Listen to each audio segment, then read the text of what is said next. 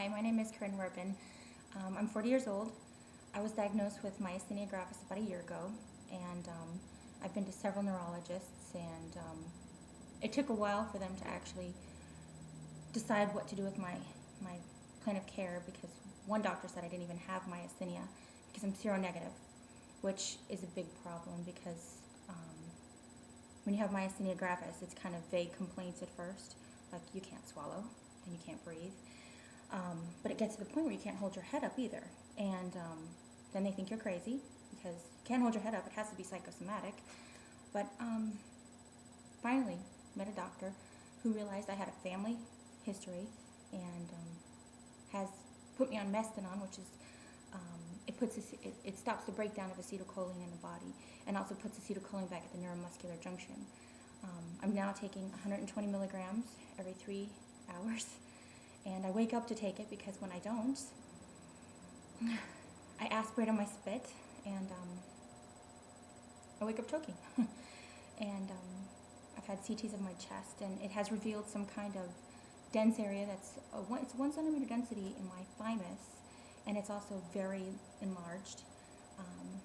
And I had an echo, and it showed like a shadow over the heart, which is the thymus.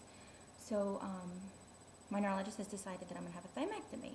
By doing so, it's open heart surgery because they don't want to do this one approach that is transcervical because they need to make sure to get the whole thymus.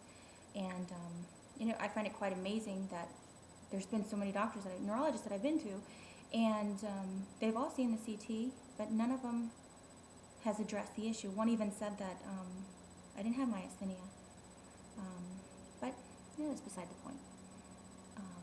My dad has myasthenia gravis. My younger sister's having symptoms of it. She's lost her vision several occasions, and that was while she was pregnant. She just had her second child, and they're going to start testing on her to make sure she has it, she can get the right treatment. My grandfather, they suspect he had it also. He died from complications of having his esophagus and trachea dilated, which when you have myasthenia, your esophagus and your trachea just close.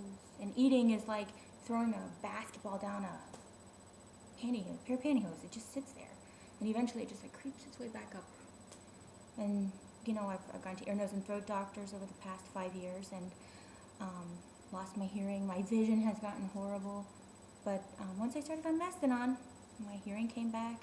My palate has gotten more responsive to where when I eat, nothing comes out my nose. It's kind of, the disease is kind of weird, and as it progresses, you can't breathe.